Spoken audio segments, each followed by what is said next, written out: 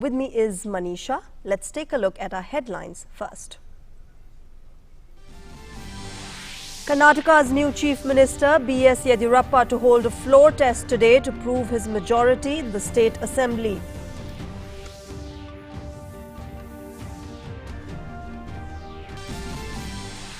On International Tiger Day, Prime Minister Narendra Modi to release results of the fourth cycle of All India Tiger Estimation 2018. Samajwadi Party MP Azam Khan to appear before Lok Sabha Speaker Om Birla over his remarks against BJP MP Rama Devi in the Parliament.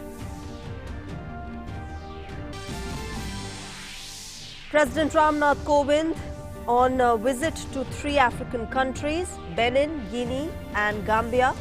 President Kovind to hold talks with the President of Benin today and also to address National Assembly in Porto Novo. Protesters clash in Hong Kong as cycle of violence intensifies. Protesters over the past 2 months are agitating against a proposed bill that will allow people to be extradited to stand trial in courts in mainland China.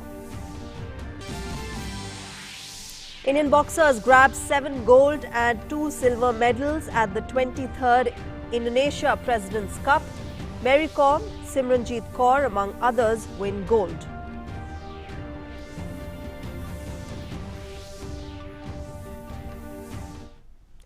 Let's begin with our top story.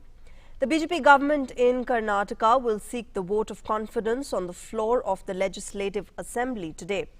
Ahead of the floor test, BJP Legislature Party met yesterday.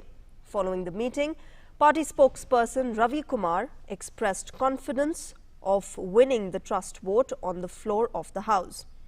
Meanwhile, Speaker K.R. Ramesh Kumar had disqualified 14 rebel MLAs from Congress and JDS yesterday for anti-party activities under the anti-defection law.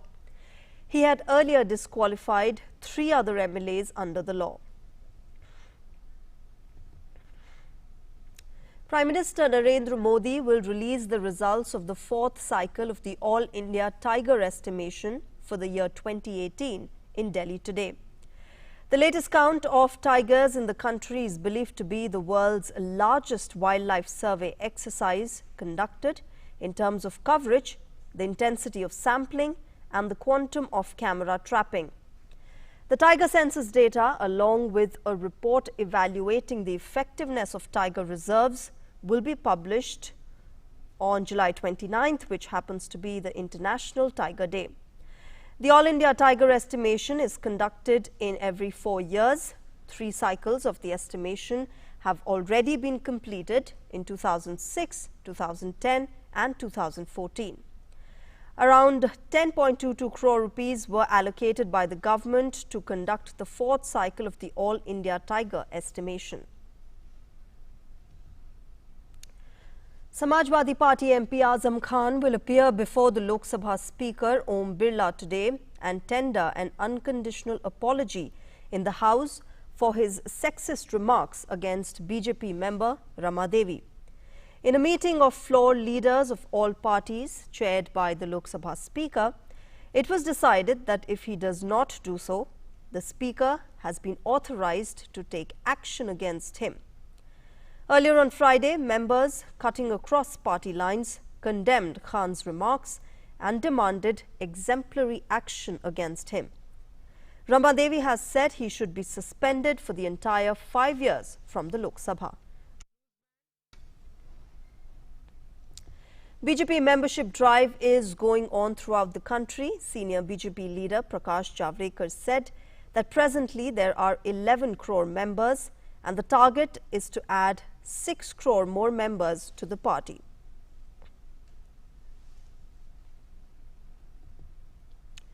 President Ramnath Kovind reached Benin yesterday on the first leg of his 3-nation tour to the West African region. The 7-day visit is the first high-level tour of any head of state from India to the 3 West African countries, Benin, the Gambia and Guinea. President Kovind will hold talks with his Beninese counterpart, Patrice Talon, today. Later, the President will address the National Assembly in Porto Novo. President will also meet members of the Indian community at a reception hosted in his honor in Cotonou. During the visit to the Gambia, President Kovind will hold delegation-level talks with President Adama Barrow in the capital, Banjul, on Wednesday. As a special gesture, the National Assembly, which is currently in recess, will hold a special session for the address of President Kovind on the same day. On the last leg of his visit, the President will reach Conakry, the capital of Guinea, on the 1st of August. President Kovind will hold delegation-level talks with his counterpart on the 2nd of August. From an airport sit-in to violent clashes in a suburban area to aimless marches through busy shopping districts, protests in Hong Kong do not seem to die down. Tens of thousands of demonstrators have taken over streets near Sai Wan and Causeway Bay on Hong Kong Island. Hong Kong has seen 8 consecutive weekends of anti-government and pro-democracy protests against a proposed bill that would allow people to be extradited from the city to stand trial in courts in mainland China. It is ranked as one of the safest cities in the world, but recent protests have been followed by violent clashes between demonstrators, police and masked men wielding sticks suspected of being criminal gang members. Meanwhile, UAE has issued travel warning for Hong Kong. It has advised visitors not to wear black or white. India has strongly condemned the terrorist attack in Kabul, in which a number of innocent Afghans were killed. It expressed its deepest condolences with the families of the deceased. A statement issued by the Ministry of External Affairs in New Delhi said the dastardly attack was also aimed at undermining the constitutional and democratic processes and institutions in Afghanistan. The statement said, India stands in solidarity with the government and the people of Afghanistan in their efforts to achieve enduring peace, security and stability in Afghanistan. Powerful explosion had hit central Kabul yesterday, wounding Afghan President Ashraf Ghani's running mate Amarullah Saleh and killing at least 2 others. Saleh, a former Afghan spy chief turned politician, is an uncompromising opponent of the Taliban and other hardline Islamist groups. He led the country's National Directorate of Security until 2010.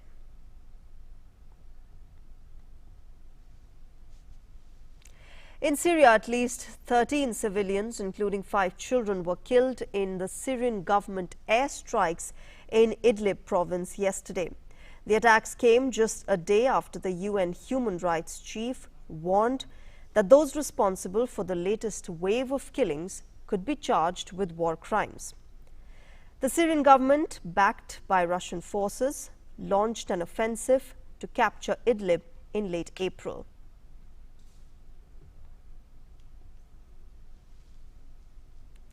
Talks to try to save the Iran nuclear deal were held at an emergency meeting in Vienna amid rising tensions between Iran and the West. Iran said that meeting between Tehran and its partners yielded positive developments, but had not resolved everything.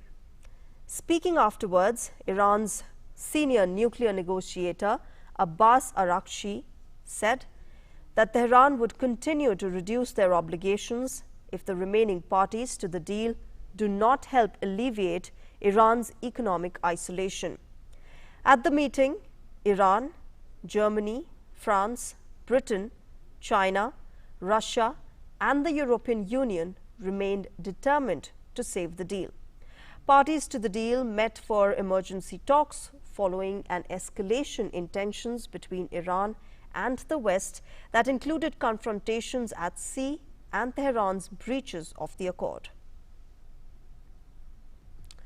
The U.S. Director of National Intelligence, Dan Coats, has become the latest high-profile figure to leave the Trump administration.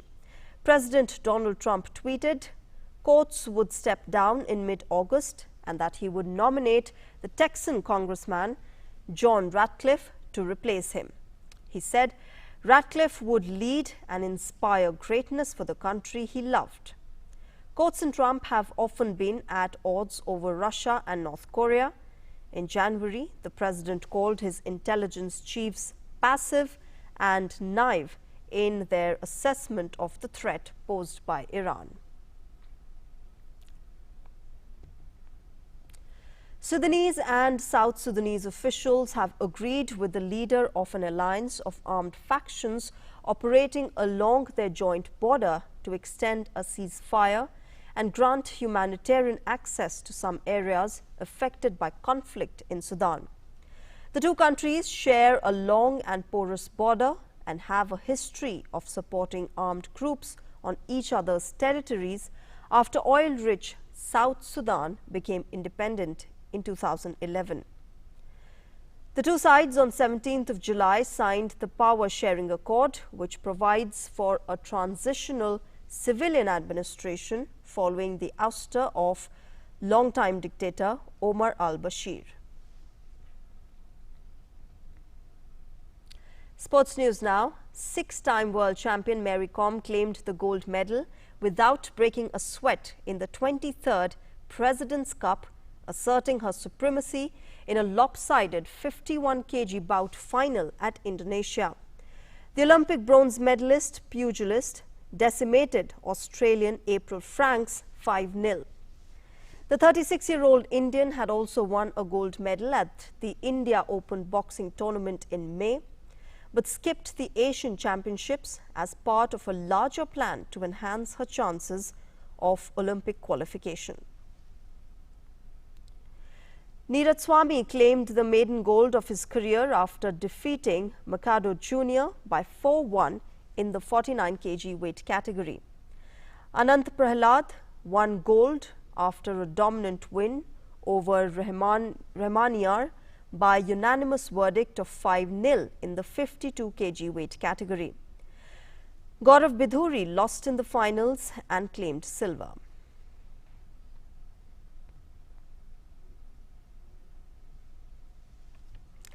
Sri Lanka chased down 239 for victory in the second ODI of the three-match series against Bangladesh at Colombo.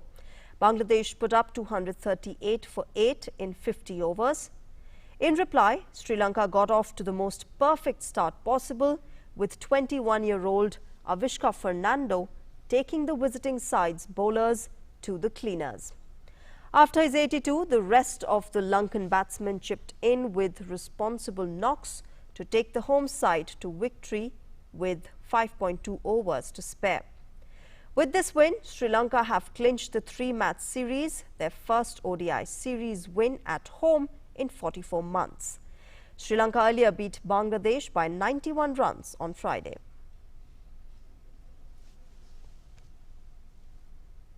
Well, that's it in this bulletin. News and updates continue on DD News. Thanks for joining us. Namaskar.